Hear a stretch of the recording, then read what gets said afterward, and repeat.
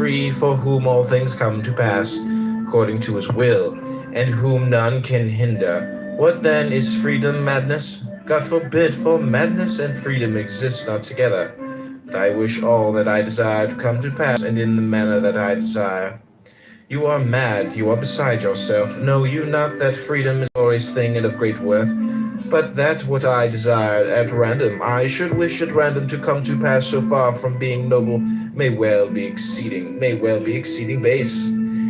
You must know that it is no easy thing for a principle to become a man's own, unless each day he maintained it, and hear it maintained, as well as work it out in life. You are impatient and hard to please. If alone, you call it solitude. If in the company of men, you dub them conspirators and thieves, and find fault with your very parents, children, brothers, and neighbors. Whereas when by yourself you should have here and deemed yourself like unto the gods. And when in the company of the many, you should not have called it a wearisome crowd and tumult, but an assembly and a tribunal, and thus accepted all with contentment. What then is the chastisement of those who accept it? Not to be as they are. Is any discontented with being alone? Let him be in solitude. Is any discontented with his parents? Let him be a bad son and lament. Is any discontented with his children? Let him be a bad father. Throw him into prison. What prison? Where he is already, for he is there against his will. And wherever a man is against his will, there to him is a prison. Thus Socrates was not in prison, since he was there with his own consent. Knowing thou what a speck thou art in comparison with the universe. That is, with respect to the body, since with respect to reason, thou art not inferior to the gods, nor less than they. For the greatness of reason is not measured by length or height, but by the resolves of the mind. Place then thy happiness in that wherein thou art equal to the gods. Asked how a man might eat acceptably to the gods, Epictetus replied, if when he eats he can be just, cheerful, equable, temperate, and orderly, can he not thus eat acceptably to the gods? But when you call for warm water, and your slave does not answer, or when he enters brings it lukewarm, or is not even found to be in the house at all, then not to be vexed nor burst with anger, is not that acceptable to the gods? But how can one endure such people? Slave, will you not endure your own brother, that has God to his forefather, even as a son sprung from the same stock, and of the same high descent as yourself? And if you are stationed in a high position, are you therefore forthwith to set up for a tyrant? Remember who you are and whom you rule, that they are by nature your kinsmen, your brothers, the offspring of God. But I paid a price for them, not they for me. Do you see whither you are looking? Down to the earth, to the pie, to the pit, to those despicable laws of the dead? But to the laws of the gods you do not look. When we are invited to a banquet, we take what is set before us, and were one to call upon his host to set fish upon the table or sweet things, he would be deemed absurd. Yet in a word, we ask the gods for what they do not give, and that although they have given us so many things, asked how a man might convince himself that every single act of this was under the eye of God, Epictetus answered, do you not hold that all things are bound together in one?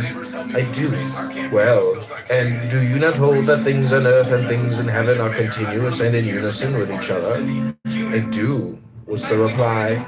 Else how should the trees so regularly, as though by God's command, at his bidding flower, at his bidding send forth shoots, bear fruit and ripen it, at his bidding let it fall and shed their leaves, folded up upon themselves lie in quietness and rest?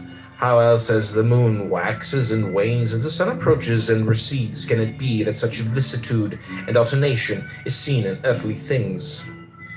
If then all things that grow, nay, our own bodies, are thus bound up with the whole, is it not this still truer of the souls? And if our souls are bound up and in contact with God as great parts and fragments plucked from himself, shall he not feel every movement that were his own, and belonging to his own nature? But you say, I cannot comprehend all this at once. Why, who told you that your powers were equal to God's? Yet God hath placed by the side of each a man's own guardian spirit. To the Stoics, the guardian spirit was each man's reason. who is charged to watch over him, a guardian who sleeps nor is deceived. For to what better or more watchful guardian could he have committed each of us? So when you have shut the doors and made a darkness within, remember never to say that you are alone, for you are not alone, but God is within, and your guardian spirit. What light do they need to behold what you do? To this God you also should have sworn allegiance, even as soldiers unto Caesar. They, when their service is hired, swear to hold the life of Caesar dearer than all else. And will you not swear your oath that are deemed worthy of so many and great gifts? And will you not keep your oath when you have sworn it? And what oath will you swear? Never to disobey, never to arraign or murmur at aught that comes to you from his hand, unwillingly to do or suffer aught that necessity lays upon you. Is this oath like theirs? I swear to hold no other dearer than Caesar, you to hold our true selves dearer than all else beside. How shall my brother cease to be wroth with me? Bring him to me, and I will tell him, but to thee I have nothing to say about his anger. When one took counsel of Epictetus, saying, what I seek is this, how even though my brother be not reconciled to me, I may still remain as nature would have me to be. He replied, all great things are slow of growth. Nay, this is true even of a grape or of a fig. If then you say to me, now I desire a fig, I shall answer, it needs time. Wait till it first flower, then cast its blossom, then ripen. Whereas when the fruit of the fig tree reaches not maturity suddenly, nor yet in a single hour, do you nevertheless desire so quickly and easily to reap the fruit to the mind of man? Nay, expect it not, even though I bade you. Epaphroditus had a shoemaker whom he sold as being good for nothing. This fellow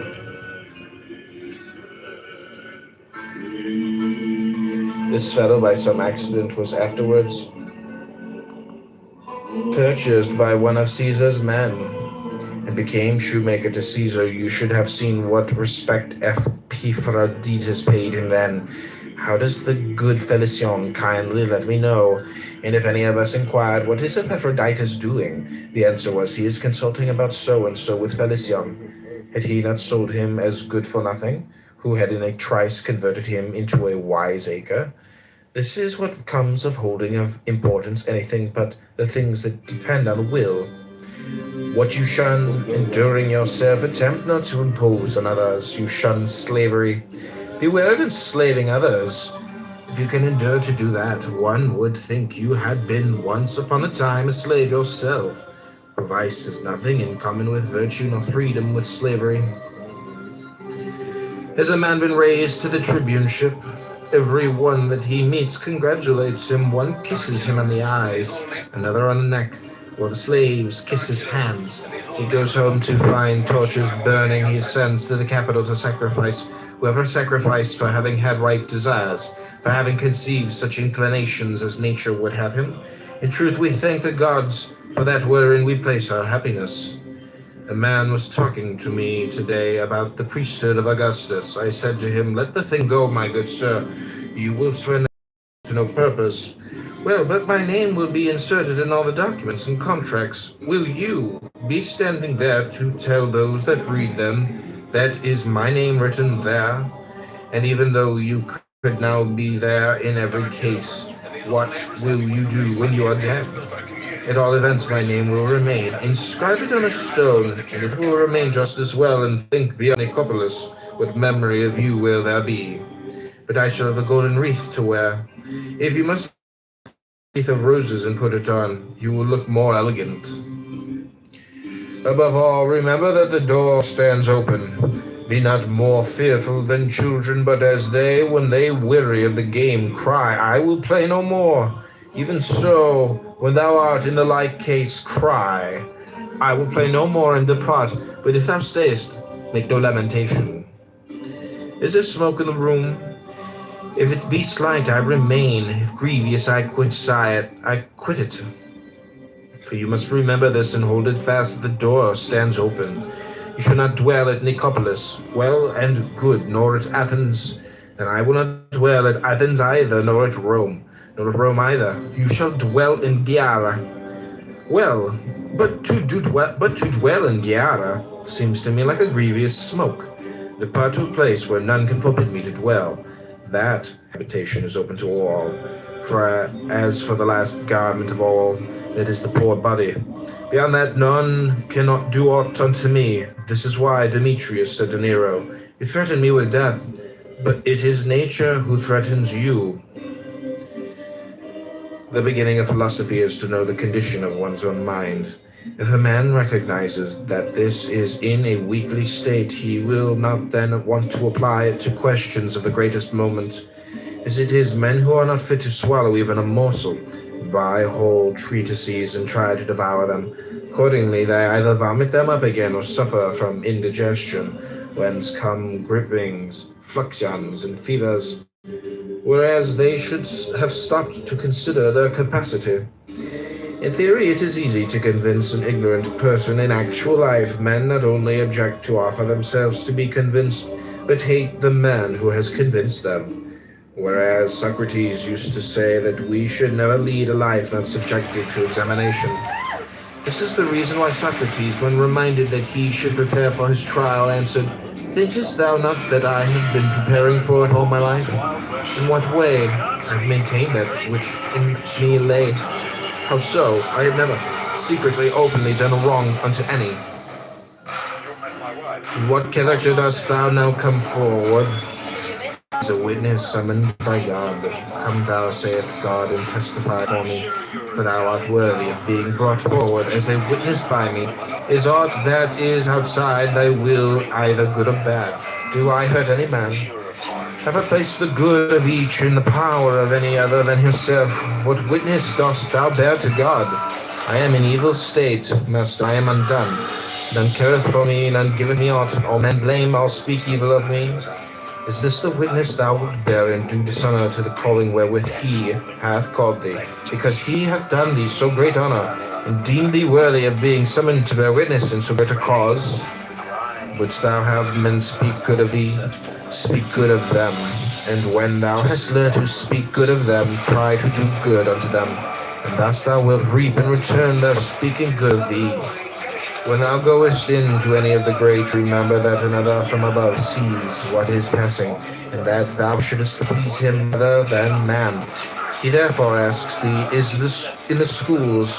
What didst thou have imprisonment, bonds, death, and shame? I call them different things, and I call them things indifferent. What then dost thou call them now? Are they at all changed? No. It is then thou that art changed? No. Say then, what are things indifferent? Things that are not in our power. Say then what follows, that things which are not in our power are nothing to me. Say also what things you hold to be good, a will such as it ought to be, and a right use of the things of sense. And what is the end? To follow thee. That Socrates should ever have been so treated by the Athenians, slave. Why say Socrates? Speak of the thing as it is. That ever then the poor body of Socrates should have been dragged away and haled by main force to prison. That ever hemlock should have been given to the body of Socrates. That should have breathed its life away. Do you marvel at this? Do you hold this unjust? Is it for this that you accuse God? Had Socrates no compensation for this? Where then for him was the ideal good? Whom shall we hearken to, you or him? And what says he? Anytus and Miletus may put me to death, to injure me is beyond their power. And again, if such be the will of God, so let it be. Nay, young man, for heaven's sake, but once thou hast heard these words, go home and say to thyself, it is not Epictetus that has told me these things, how indeed should he? No, it is some gracious God through him, else it would never have entered his head to tell me them. He that is not used to speak to any one thus, well then let us not lie under the wrath of God, but be obedient unto him. Nay, indeed, but if a raven by its croaking bears thee any sign, it is not the raven, but God that sends the sign through the raven. And if he signifies anything to thee through human voice, will he not cause the man to say these words to thee, that thou mayest know the power of the divine? how he sends a sign to some in one way and to others in another, and on the greatest and highest matters of all signifies his will through the noblest messenger? What else does the poet mean? I spake unto him erst myself, and sent Hermes in the shining, one to check and warn him, the husband not to slay, nor woo the wife. In the same way, my friend Heraclitus, who had a trifling suit about a petty farm at Rhodes, first showed the judges that his cause was just, but then at the finish cried, I will not entreat you, nor do I care what sentence you pass. It is you who are on your trial, not I. And so he ended the case. As for us, we behave like a herd of deer when they flee from the huntsman's feathers in affright. Which way do they turn? What haven of safety do they make for? Why, they rush upon the nets, and thus they perish by confounding what they should fear with that wherein no danger lies. Not death or pain is to be feared, but the fear of death or pain. Well said the poet, therefore, death has no terror, only a death of shame. How is it then that certain external things are said to be natural, and others contrary to nature? Why, just as it might be said if we stood alone and apart from others, a foot, for instance, I will allow it is natural should be clean, but if you take it as a foot, and as a thing which does not stand by itself, it will beseem it, if need be, to walk in the mud, to tread on thorns, and sometimes even to be cut off for the benefit of the whole body. It is no longer a foot. In some such way we should conceive of ourselves also. What art thou? A man. Looked at as standing by thyself and separate, it is natural for thee in health and wealth long to live. But looked at as a man and only as a part of a whole, it is for that whole's sake that thou shouldst at one time fall sick, at another brave the perils of the sea again, know the meaning of want, and perhaps die an early death. Why then repine? Knowest thou not that as the foot is no more a foot if detached from the body, so thou in like case art no longer a man? For what is a man? A part of a city, first of the city of gods and of men, next of that which ranks nearest it, a miniature of the universal city. In such a body, in such a world enveloping us, among lives like these, such things must happen to one or another. Thy part then being there is to speak of these things as is meet, and to order them as befits the matter. That was a good reply which Diogenes made to a man who asked him for letters of recommendation. That you are a man, he will know when he sees you, whether a good or a bad one. He will know if he has any skill in discerning the good and the bad. But if he has none, he will never know, though I write to him 1,000 times. It is as though a piece of silver money desired to be recommended to some one to be tested. If the man be a good judge of silver, he will know the coin will tell its own tale. Even as the traveler asks his way of him that he meets, inclined in no wise to bear to the right rather than to the left, for he desires only the way leading whither he would go, so should we come unto God as to a guide, even as we use our eyes, without admonishing them, to show us some things rather than others, but content to receive the images of such things as they present unto us. But as it is, we stand anxiously watching the victim, and with the voice of supplication call upon the augur, Master, have mercy on me, vouchsafe unto me a way of escape. Slave, would you then have aught else than what is best? Is there anything better than what is God's good pleasure? Why, as far as in you lies, would you corrupt your judge and lead your counselor astray? God is beneficent, but the good also is beneficent. It should seem then that where the real nature of God is, there too is to be found the real nature of the good. What then is the real nature of God? Intelligence, knowledge, right, reason. Here then, without more ado, seek the real nature of the good. For surely thou dost not seek it in a plant or in an animal that reasoneth not. Seek then the real nature of the good in that without whose presence thou wilt not admit the good to exist in aught else. What then? Are not these other things also works of God? They are, but not preferred to honor, nor are they portions of God. But thou art a thing preferred to honor, thou art thyself a fragment torn from God. Thou hast a portion of him within thyself. How is it then that thou dost not know thy high descent, dost not know whence thou comest? Dost not know whence thou comest? When thou eatest, wilt thou not remember who thou art that eatest, and whom thou feedest? In intercourse, in exercise, in discussion, knowest thou not that it is a God whom thou feedest, a God whom thou exercisest, a God whom thou bearest about with thee, O miserable? And thou perceivest it not. Thinkest thou that I speak of a God of silver or gold that is without thee? Nay, thou bearest him within thee, all unconscious of polluting him with thoughts impure and unclean deeds, were an image of God present. Thou wouldst not dare to act as thou dost, yet when God himself is present with thee, beholding and hearing all, thou dost not blush to think that such thoughts and do such deeds. O thou that art insensible of thine own nature, and liest under the wrath of God, why then are we afraid when we send a young man from the schools into active life, lest he should indulge his appetites intemperately, lest he should debase himself by ragged clothing, or be puffed up by fine raiment? Knowest he not the God within him? Knowest he not with whom he is starting on his way? Have we patience to hear him say to us, Would I had thee within me? Hast thou not God where thou art, and having him dost thou still seek for any other? Would he tell thee aught what else than these things? Why wert thou a statue of Phidias, an Athena, or a Zeus? Thou wouldst bethink thee both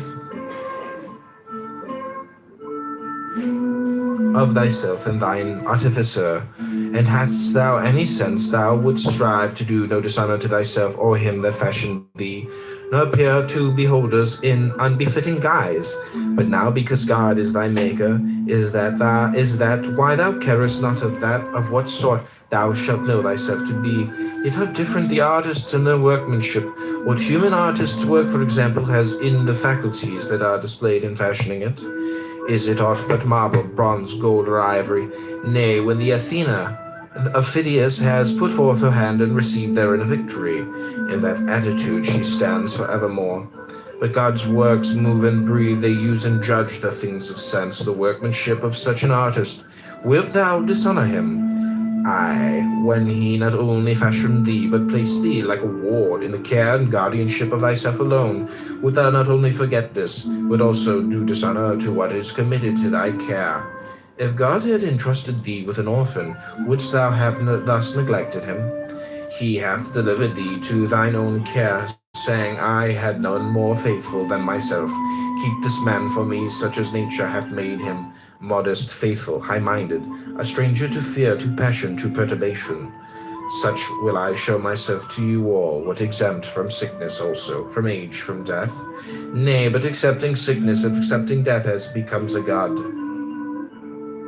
No labor, according to Diogenes, is good, but that which aims at producing courage and strength of soul rather than of body. A guide on finding a man who has lost his way brings him back to the right path. He does not mock and jeer at him and then take himself off. You also must show the unlearned man the truth, and you will see that he will follow, but so long as you do not show it to him. You should not mock, but rather feel your own incapacity.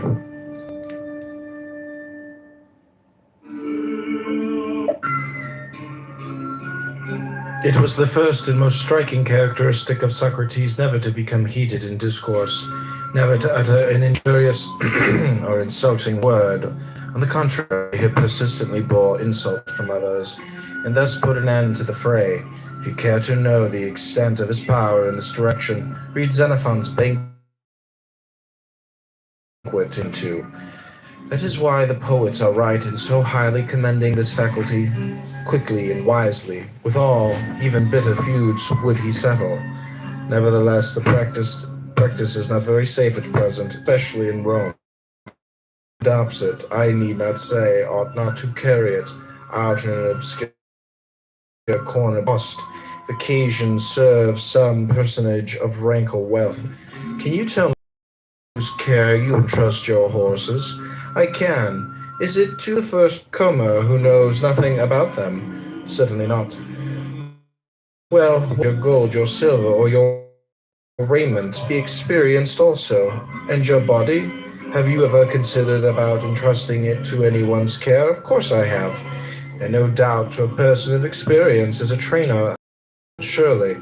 Are these things the best you possess, or have you anything more precious? What can you mean? I mean, that which employs thee, which weighs all things, which takes counsel and resolve. Oh, you mean the soul. You take me rightly, I do mean the soul. By heaven, I hold that far more precious than all else I possess. Can you show me, then, what care you bestow on the soul?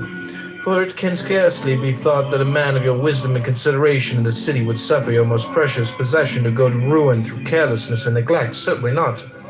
Well, do you take care of it yourself? Did anyone teach you the right method, or did you discover it yourself? Now here comes in the danger. First, the great man may answer, why, what is it that to you, good fellow, master? And then, if you persist in troubling him, may raise his hand to strike you. It is a practice of which I was myself warm admirer until such experiences as these befell me. When a youth was giving himself airs in the theatre and saying, I am wise, for I have conversed with many wise, Epictetus replied, I too have conversed with many rich men, yet I am not rich. We see that a carpenter becomes a carpenter by learning certain things, like that of a pilot. By learning certain things becomes a pilot. Possibly also in the present case, the mere desire to be wise and good is not enough. It is necessary to learn certain things. Is then the object of our search. The philosophers would have us first learn that there is a God, and that his providence directs the universe. Further, that to hide from him not only one's acts, but even one's thoughts and intentions is impossible. Secondly, what the nature of God is, there is discovered to man's ease and his might made like to him. If the divine is faithful, he also must be faithful. If free, he also must be free. If beneficent, he also must be beneficent. If magnanimous, he also must be magnanimous.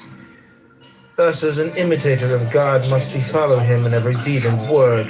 If I show you that you lack just what is most important and necessary to happiness, that hitherto your attention has been bestowed on everything rather than that which claims it most, and to crown all, that you know neither what God nor man is, neither what God nor evil is, why? That you are ignorant of everything else, perhaps you may bear to be told, but to hear that you know nothing of yourself, how could you submit to that? How could you stand your ground and suffer that to be proved? Clearly not at all. You instantly turn away in wrath.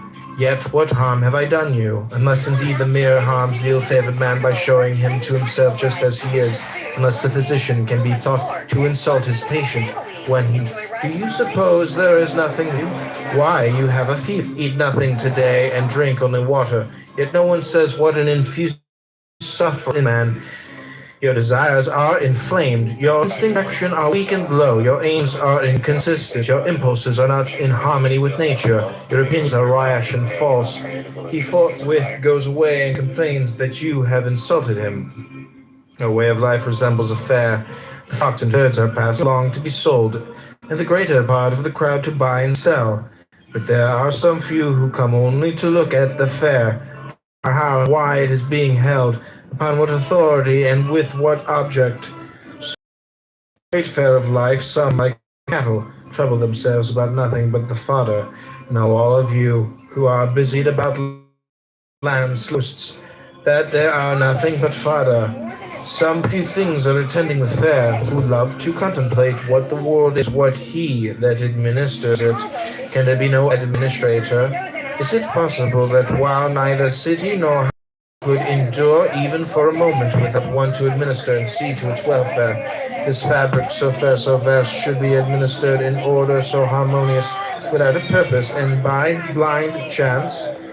There is therefore an administrator. What is his nature, and how much and how does he administer? Who are we that are his children? Have we any close connection or relation with him or not? Such are the impressions of the few of whom I speak, and further they apply themselves solely to considering and examining the great assembly before they depart. While they are derided by the multitude, so are the lookers on, the traders, Aye, and if the beast had any sense, they wouldn't have thought much of anything but fodder. I think I know now what I never knew before. The meaning of the common saying, a fool you can neither bend nor break. Pray heaven I may never have a wise fool for my friend. There is nothing more intractable, my resolve is fixed. Why, so madmen say too, but the more firmly they believe in their delusions, the more they stand in need of treatment. Oh, what shall I see Athens and its Acropolis again? Miserable man, art thou not contented with the daily sights and meet thine eyes? Canst thou behold aught greater or nobler than the sun, moon, and stars? Than the outspread earth and sea? If indeed thou apprehendest him who administers the universe, if thou bearest him about within thee, canst thou still hanker after mere fragments of stone and a fine rock?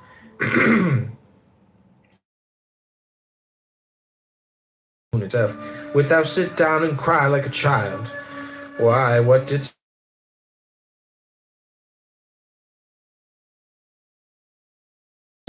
and what was the fact, namely, I have made one or two compendiums. I have read some works of Chrysippus, and I have not even touched the hem of philosophy's robe. Friend, lay hold with a desperate grasp ere it is too late on freedom, on tranquility, on weakness of soul. Lift up thy thread. Lift up thy head as one escaped from slavery. Dare to look up to God and say, deal with me henceforth as thou wilt. Thou and I are of one mind. I am thine.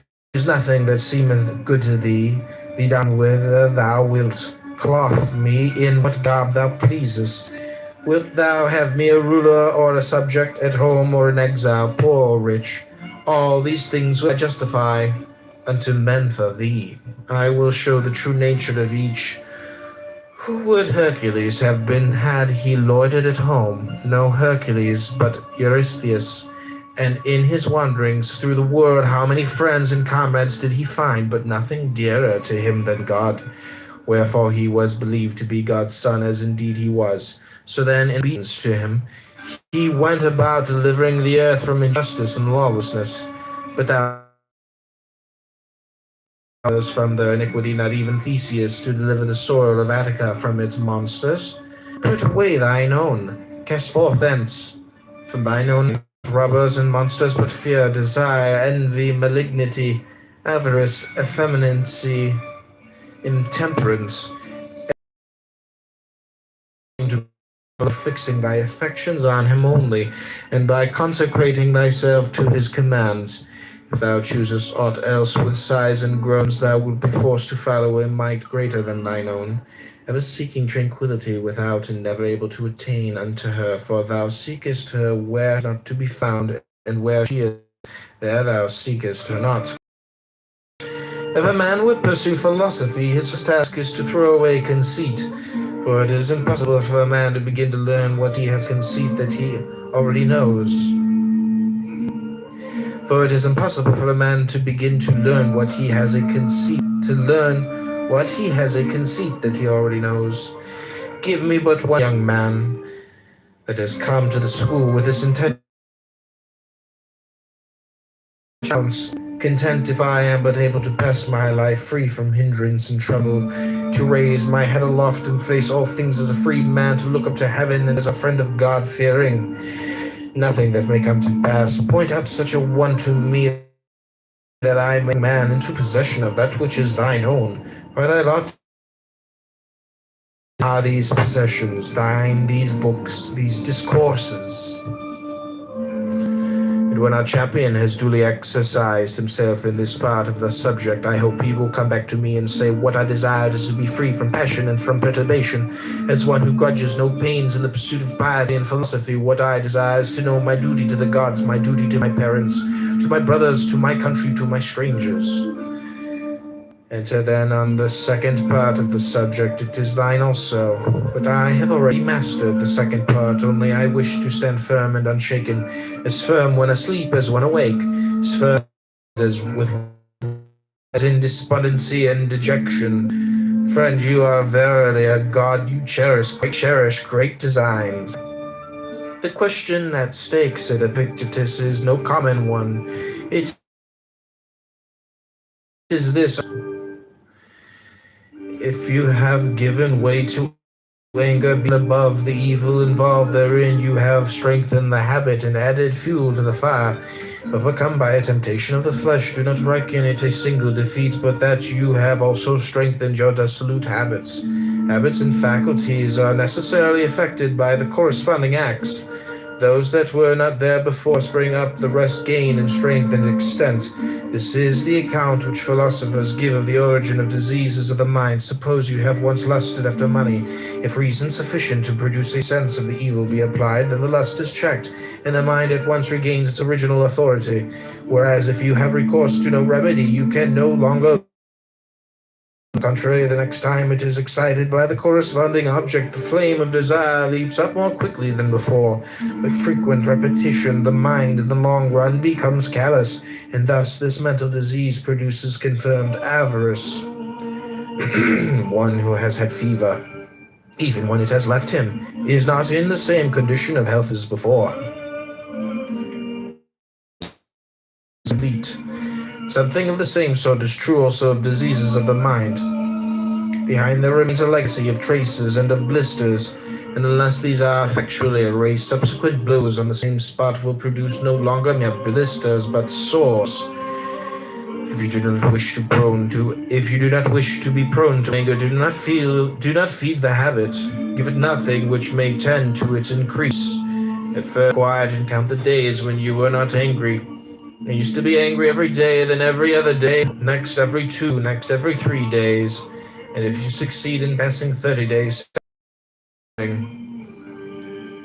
how then may this be attained? Resolve now, if never before, to prove thyself to thyself and God. That is the true athlete that trains himself to resist such outward impressions as these. Stay, wretched man, suffer not thyself to be carried away. Great is the combat, divine the task. You are fighting for kingship, for liberty, for happiness, for tranquility. Remember God, call upon him to aid thee, like a comrade that stands beside thee in the fight. Who then is a Stoic, in the sense that we call that a statue of Phidias, which is modeled after that master's art? Show me a man in this sense modeled after the doctrines that are ever upon his lips. Show me a man that is sick and happy in danger, and happy on his deathbed, and happy in exile, and happy in evil report, and happy. Show me him, I ask again, so help me heaven, I long to see one Stoic. Nay, if you cannot show me one fully modeled, let me at least see one in whom the process is at work, one whose bent is in that direction. Do me that favor, grudge it not to an old man to behold a sight that he has never yet beheld. Think you I wish to see the Zeus or Athena of Phidias?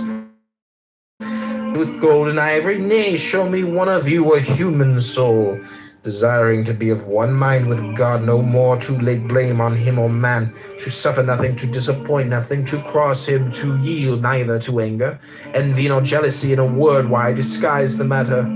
One that from a man would fain become a god, one that while still imprisoned in this dead body makes fellowship with God his aim. Show me him. You cannot. Then why mock yourselves and delude others? Why stalk about, tricked out in other men's attire, thieves and robbers that you are, of names and things to which you can show no title?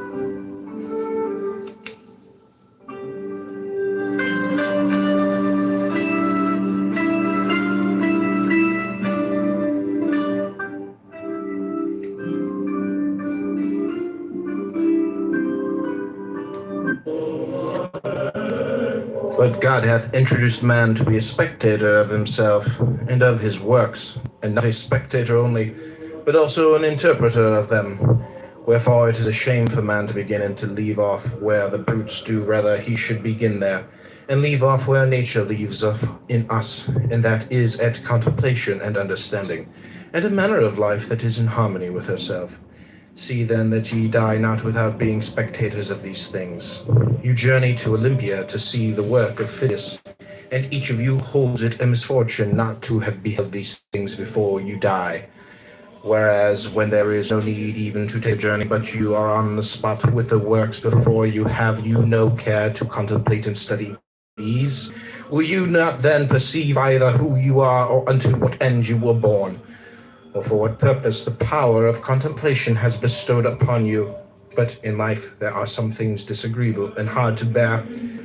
Are there none at Olympia? Have you not scorched by the heat? Are you not cramped for room? Have you not to bathe with discomfort? Are you not drenched when it rains? Have you not to endure the clamor and shouting and such annoyances as these?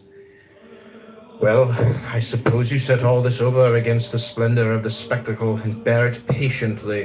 What then? Have you not received powers wherewith to endure all that comes to pass?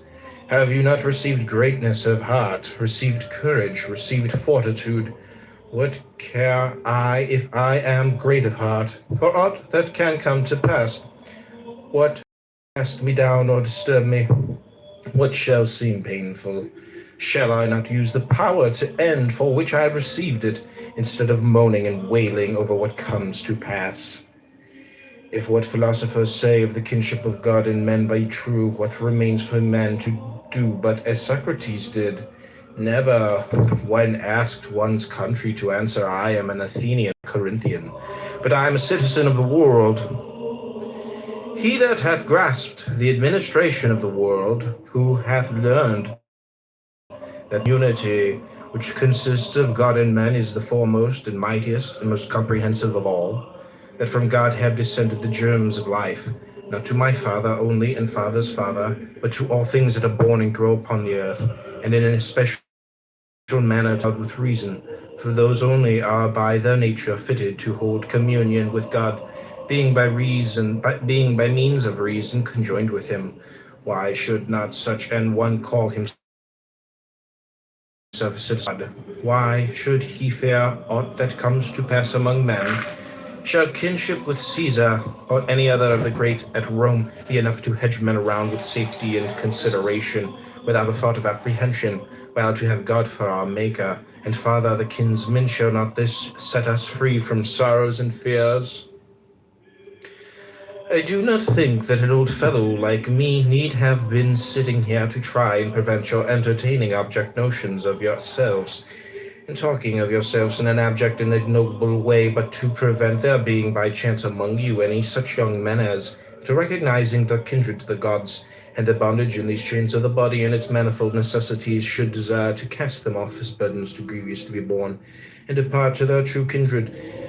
This is the struggle in which your master and teacher, were he worthy of the name, should be engaged. You would come to me and say, Epictetus, we can no longer endure being chained to this wretched body, giving it food and drink and rest and purification, aye, and for its sake's forced to be subservient to this man and that. Are not these things indifferent to us? Is it not true that death is no evil? Are we not in a manner kinsmen of the gods, and have we not come from them? Let us depart thither whence we came. Let us be freed from these chains that confine and press us down. Here are thieves and robbers and tribunals, and they that are called tyrants, who deem that they have after a fashion power over us, because of the miserable body and what pertains to it. Let us show them that they have power over none. And to this I reply, friends, wait for God. When he gives the signal and releases you from this service, then not to him. But for the present endure to dwell in the place wherein he has assigned you your post. Short indeed is the time of your habitation therein, and easy to those that are thus tyrant, what robber, what tribunals have any terrors for those who thus esteem the body and all that belong to it as of no account. Stay, depart not rashly hence. Something like that is what should pass between a teacher and ingenious youths. As it is, what does pass? The teacher is a lifeless body, and you are lifeless bodies yourselves. When you have had enough to eat today, you sit down and weep about tomorrow's food. Slave! If you have it, well and good. If not, you will depart. The door is open. Why lament? What further room is there for tears? What further occasion for flattery? Why should one envy another? Why should you stand in awe of them that have much or are placed in power, especially if they be at all so strong and passionate? Why, what should they do to us? What they can do we will not regard. That they cannot do, who then shall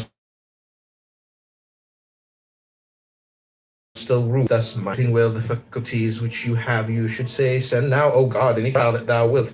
Although I have means and powers given me by thee to acquit myself with honor through whatever comes to pass.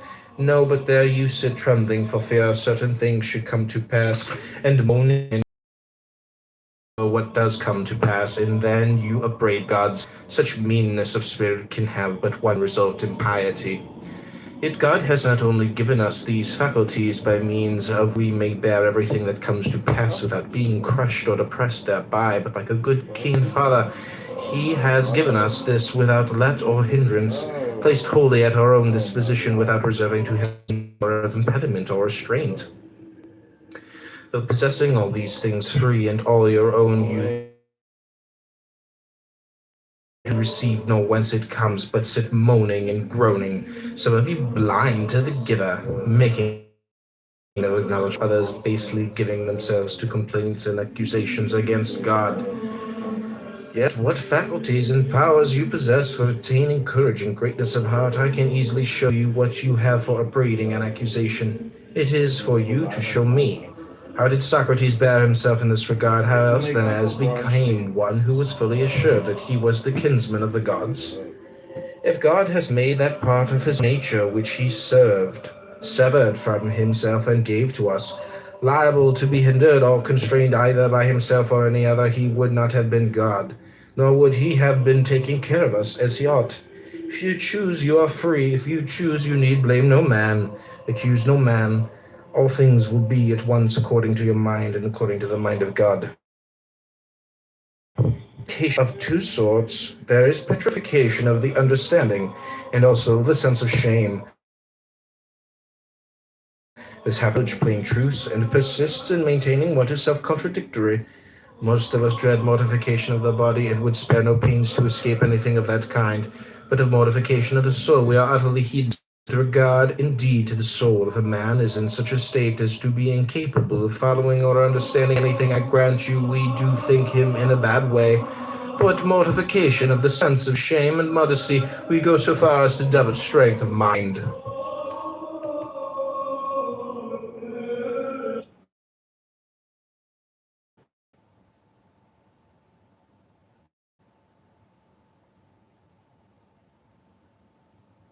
The biggest difference between homeowners and renters is one big thing, and that is net worth. Come check it out. The average renter's net worth is 40 times less than a homeowner. Homeowner has an average net worth of $400,000. So I've got one question for you. Why are you renting? Well, you might have one of these, but Pace, as a renter, I don't have to use a bank. I don't have to get down payments. I don't have to use my credit. Well, guess what? With creative finance, which is what I'm known for, you also don't need a bank. You don't need, and a lot of times you don't even need a down payment. Most of the houses that our students are buying are 4%, 3%, 2% interest rates without a bank. If you do creative finance the way that I learned, which is buying my own house without a bank and without credit, click the link down below. I have a case study on exactly how you. For all three of us. I was at the library reading it the other day. I sure liked all the articles. Oh, wow. So, since they hardly ever buy you anything, I want you something that... Bitch didn't want my book last time. Thank you. Have a great day. It's your mom. I love you.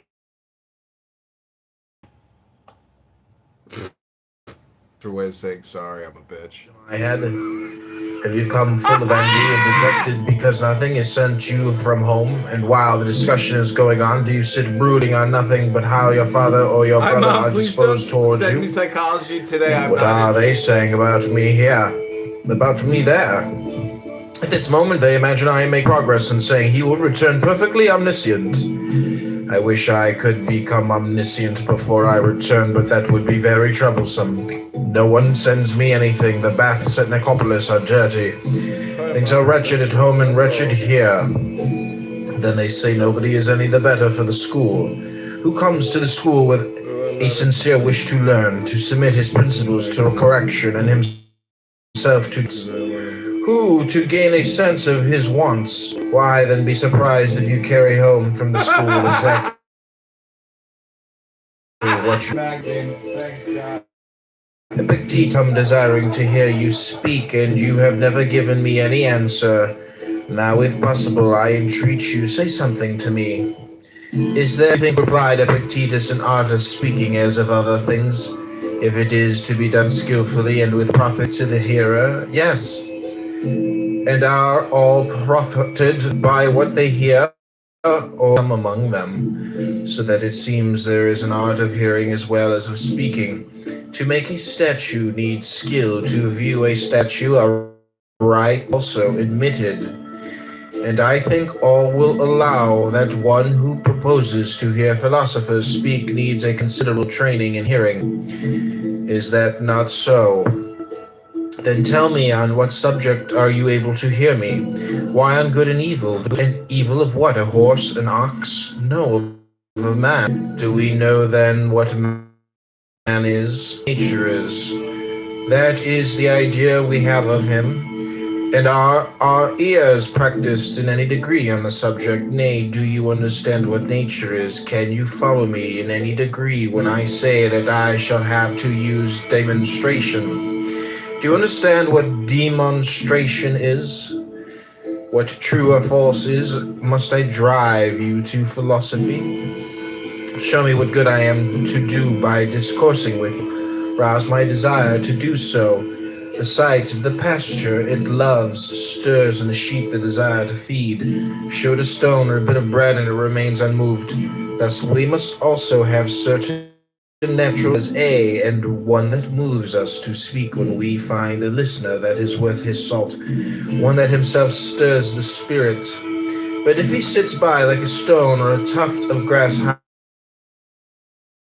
how can he rouse a man? Nothing to me. Do this, that one who knows not who he is and to what end he was born, what kind of world this is, and with whom he is associated therein, one who cannot distinguish good and evil, beauty and foulness, truth and falsehood, will never follow reason in shaping his desires and impulses and repulsions, nor yet innocent denial or suspension of judgment, but will in one word go about deaf and blind, thinking himself to be somewhat, and then he is in truth of no account. Is there anything new in all this? Is not this ignorance the cause of all the mistakes and mischances of men since the human race began? This is all I have to say to you, and even this against the grain. Why? Because you have not stirred my spirit, for what can I see in you to stir me? As a spirited horse will stir a judge of horses?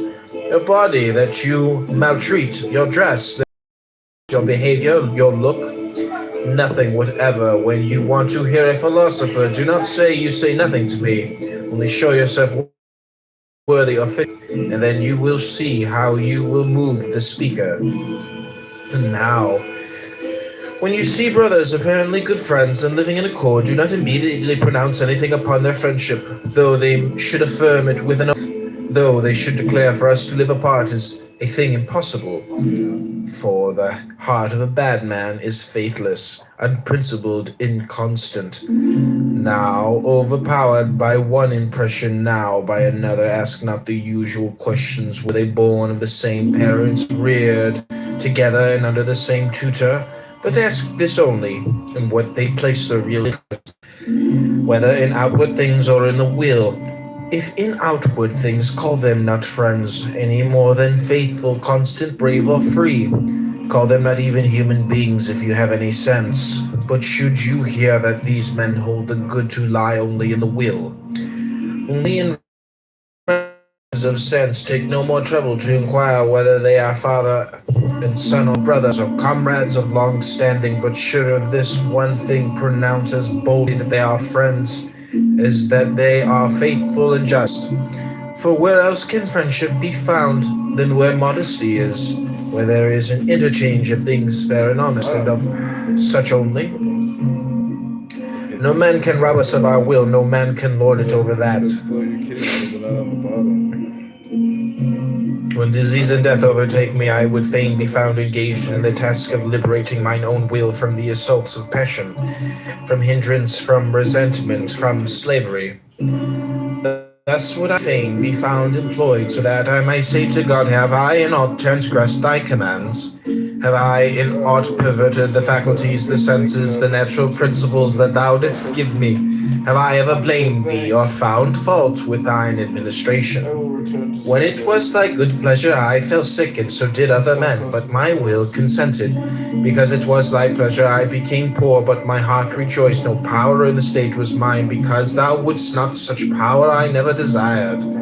Hast thou ever seen me of more doleful countenance? On that account have I not ever drawn nigh unto thee with cherished, cheerful look, waiting upon thy commands, attentive to thy signals.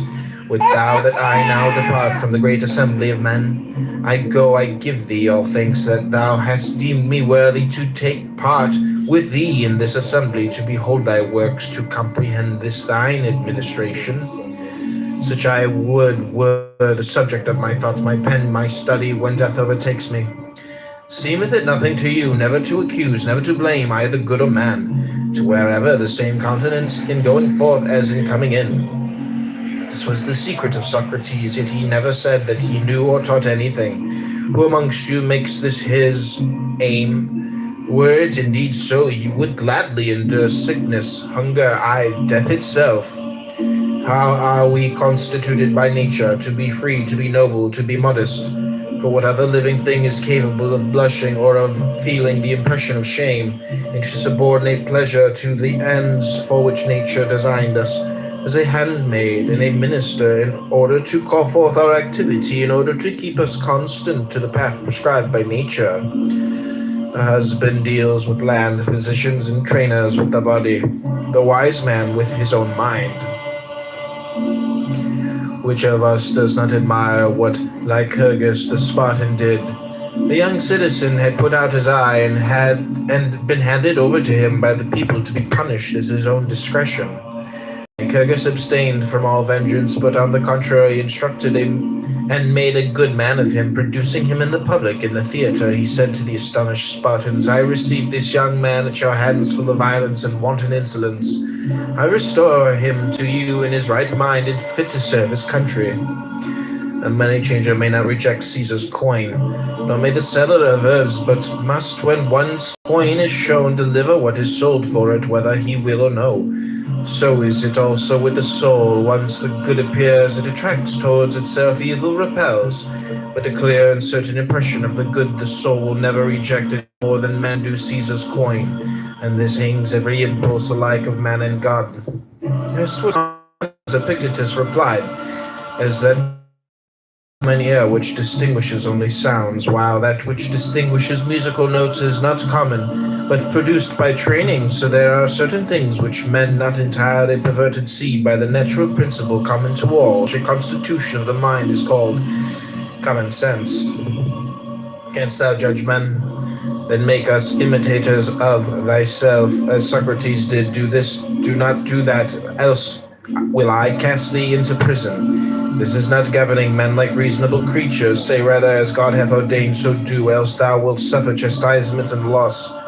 Askest thou what loss? None other than this: to have left undone what thou shouldst have done, to have lost the faithfulness, the reverence, the modesty that is in thee. Greater loss than this seek not to find.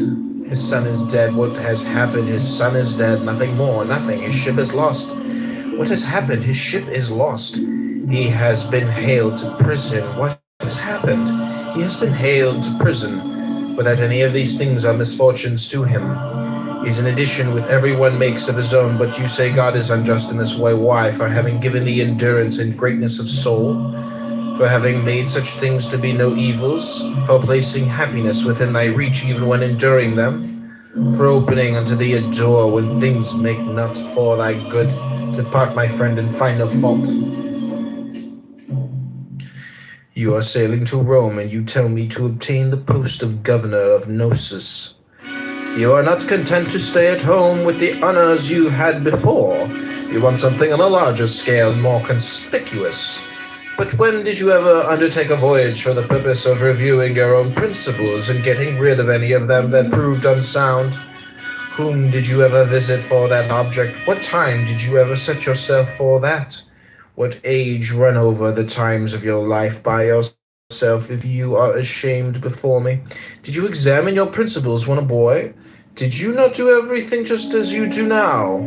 Or when you were a stripling, attending the school of oratory and practicing the art yourself, what did you ever imagine you lacked? And when you were a young man, entered upon public life, and were pleading causes and making a name, who any longer seemed equal to you? And at what moment would you have endured another examining your principles and proving that they were unsound? What then am I to say to you, help me in this matter? You cry, ah! For that I have no rule, and neither did you, if that was your object, come to me as a philosopher, but as you might have gone to an herb sabbler or a cobbler. What do philosophers have rules for then? Why, that whatever may be tied, our ruling faculty may be as nature would have it, and so remain. Think you this a small matter? Not so, but the greatest thing there is. Well, does it need but a short time? Can it be grasped by a passer-by? Grasp it if you can. Then you will say, yes, I met Epictetus. I, just as you might have a monument, you saw me. That is all. But the man who meets a man is one who learns the other's mind and lets him see his in return. Then my mind, show me yours, and then go and say that you met me. Let us try each other. If I have any wrong principle, rid me of it. If you have, out with it. It is what meeting a philosopher means. Not so. You think this is only a flying visit. While we are hiring the ship, we can see Epictetus too. Let us see what he has to say, then on leaving you cry out on Epictetus for a worthless fellow, provincial and barbarous of speech. What else indeed did you come to judge of? Whether you will or not, you are poorer than I. What then do I lack? What you have not, constancy of mind, such as nature would have it be. Tranquility. Patron or no patron, what care I? But you do care. I am richer than you. I am not racked with anxiety as to what Caesar may think of me. Flatter none on that account. This is what I have instead of vessels of gold and silver. Your vessels may be of gold, but your reason, your principles, your accepted views, your inclinations, your desires are of earthenware.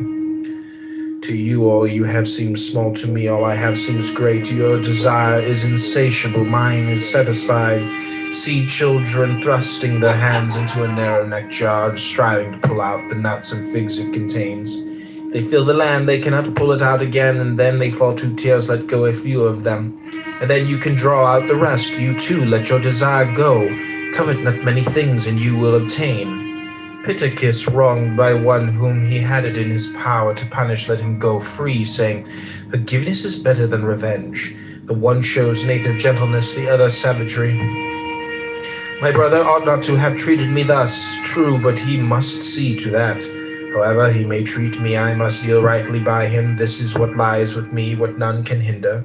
Nevertheless, a man should also be prepared to be sufficient unto himself, to dwell with himself alone, even as God dwells with himself alone, shares his repose with none, and considers the nature of his own administration, intent upon such thoughts as are meet unto himself.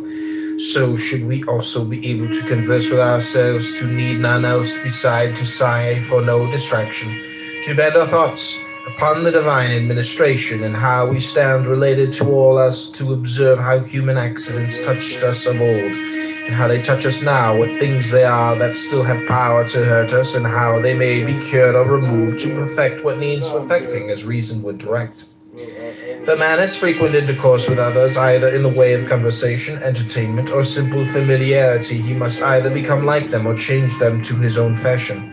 A live coal placed next to a dead one will either kindle that or be quenched by it.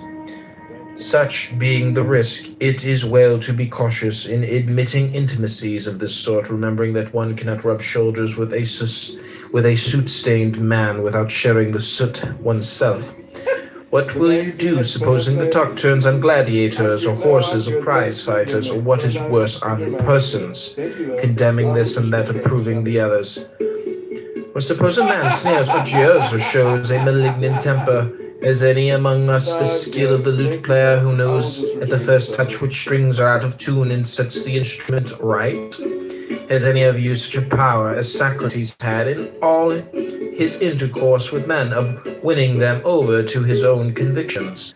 Nay, but you must You must needs be swayed hither and thither by the uninstructed. How comes it then that they prove so much stronger than you? Because they speak from the fullness of the heart. Their low, corrupt views are their real convictions, whereas your fine sentiment are but from the lips outwards. That is why they are so nerveless and dead. It turns one's stomach to listen to your exaltations and hear of your miserable virtue that you prate up and down. Thus it is that the vulgar prove too strong for you everywhere. Victory waits your conviction.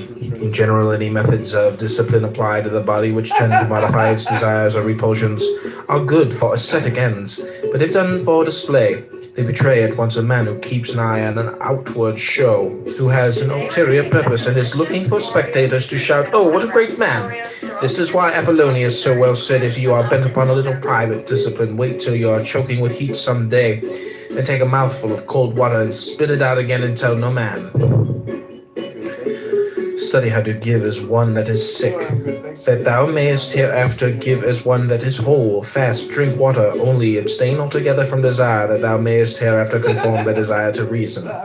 Thou wouldst do good unto men, then show them by thine own example what kind of men philosophy can make, and cease from foolish trifling.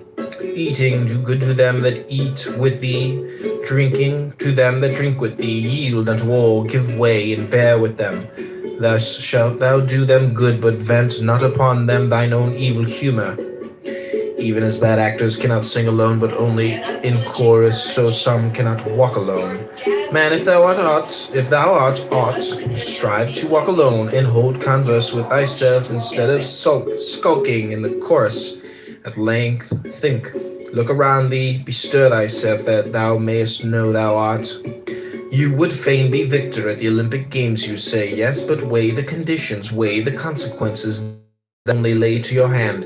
If it be for your profit, you must live by rules, submit to diet, abstain from dainty meats, exercise your body, perforce its stated hours. In heat or in cold, drink no cold water, nor it may be wine. In a word, you must surrender yourself wholly to your trainer, as though to a physician. Then in the hour of contest, you will have to delve the ground. It may chance dislocate an arm, sprain an ankle, gulp down abundance of yellow sand, be scourged with the whip, and with all this sometimes lose the victory. Count the cost, and then, if your desire still holds, try the wrestler's life. Else let me tell you that you will be behaving like a pack of children, playing now at wrestlers, now at gladiators, presently falling to trumpeting, and anon to stage playing. When the fancy takes them for the scene, and you are even the same, wrestler, gladiator, philosopher, orator, all by turns, and none of them with your whole soul. Like an ape, you mimic what you see, to one thing constant, never. The thing that is familiar charms no more. This is because you never undertook aught with due observation, nor after strictly testing and viewing it from every side. No, your choice was thoughtless. The glow of your desire had waxed cold. Friend, bethink you first what it is that you would do, and then what your own nature is able to bear. Would you be a wrestler? Consider your shoulders, your thighs, your loins. Not all men are formed to the same end. Think you to be a philosopher while acting as you do? Think you can go on thus eating, thus drinking, giving way in like manner to wrath and to displeasure? Nay, you must watch, you must labor, overcome certain desires, quit your familiar friends, submit to be despised by your slave, to be held in derision by them that meet you, to take the lower place in all things, in office and positions of authority in courts of law. Weigh these things fully, and then, if you will, lay to your hand, if as the price of these things you would gain freedom, tranquility, and serenity. He that hath no musical instruction is a child in music. He that hath no letters is a child in learning. He that is untaught is a child in life. Can any profit be derived from these men? Aye, from all. What, even from a reveler? Why, tell me what profit a wrestler gains from him who exercises him beforehand. The very greatest he trains me in practice of endurance, of controlling my temper, of gentle ways, you deny it. What, the man who lays hold of my neck and disciplines loins and shoulders does me good, while he that trains me to keep my temper does me none? This is what it means, that knowing how to gain advantage from men is my neighbor bad. Bad to himself, but good to me. He brings my good temper, my gentleness into play. Is my father bad. Bad to himself, but good to me. This is the rod of Hermes. Touch what you will with it, they say, and it becomes gold. Nay, but bring what you will, and I will transmute it into good. Bring sickness, bring death, bring poverty, and reproach, bring trial for life. All these things through the rod of Hermes shall be turned to profit. Till then, these sound opinions have taken firm root in you, and you have gained a measure of strength for your security. I counsel you to be cautious in associating with the uninstructed, else whatever impressions you receive upon the tablets of your mind in the school will day by day melt and disappear.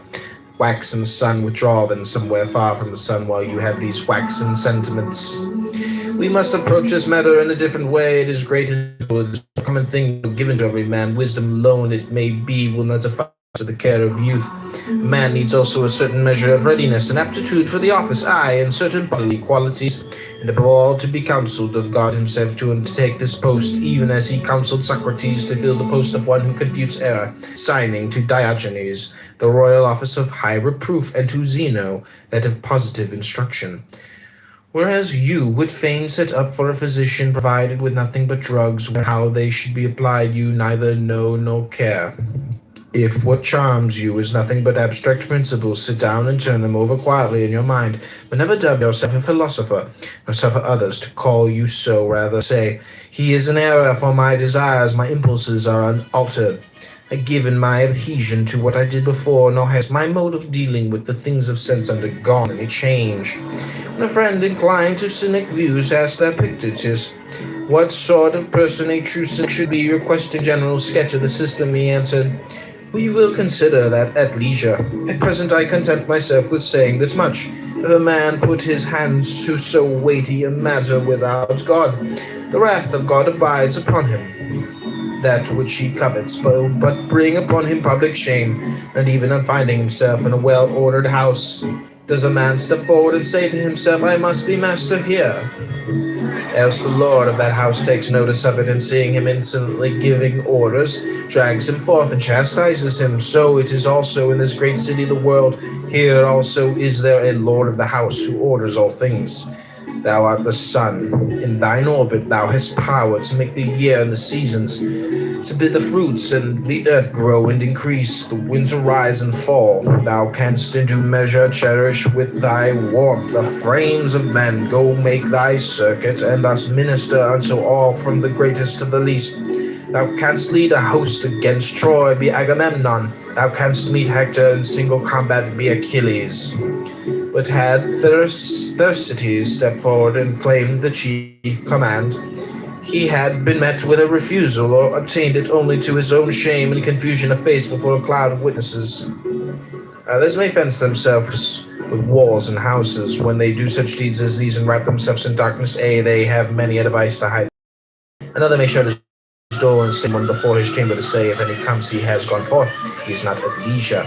But the true cynic will have none of these things. Instead, then he must wrap himself up in modesty, else he will bring about himself to shame, and naked under the open sky. That is his house, that is his door, that is the slave that guards his chamber, that is his darkness. Death? Let it come when it will, but whether it smite but a part or the whole, fly, tell me fly, but whither shall I fly? Can any man cast me beyond the limits of the world? It may not be, and whithersoever I go, there shall I still find sun, moon, and stars. There shall I find dreams and omens, and converse with the gods.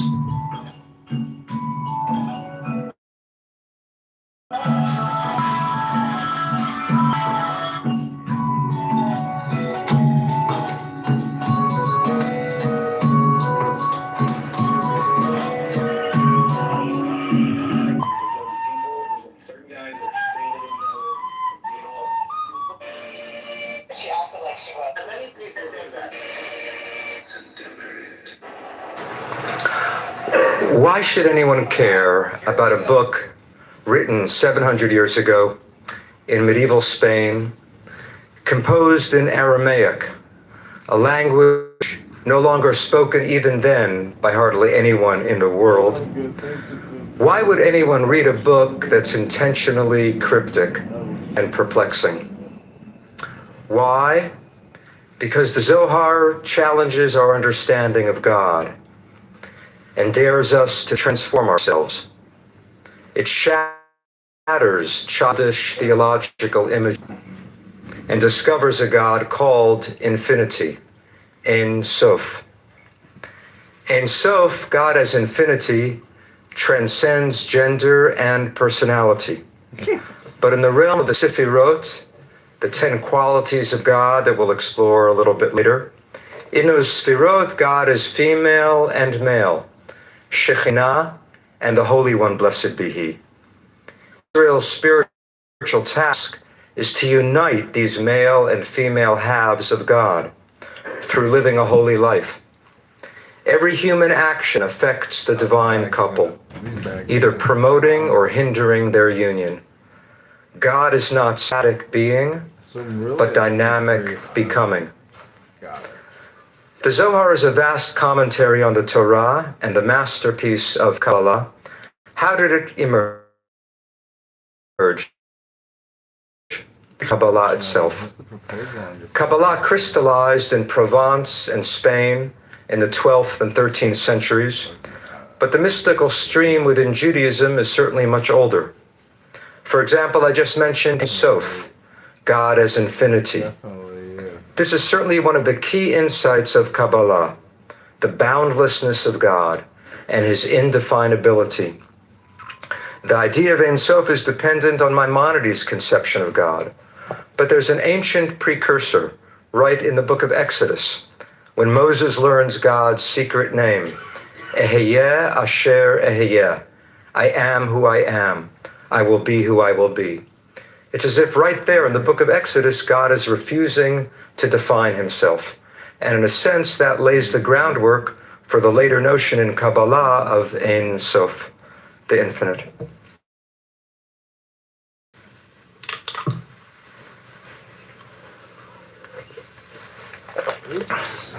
Of the various visions of God in the Bible, the most graphic account is undoubtedly the opening chapter of Ezekiel. By a river in Babylon, the prophet sees a throne whirling through heaven, accompanied by 4 winged creatures darting to and fro.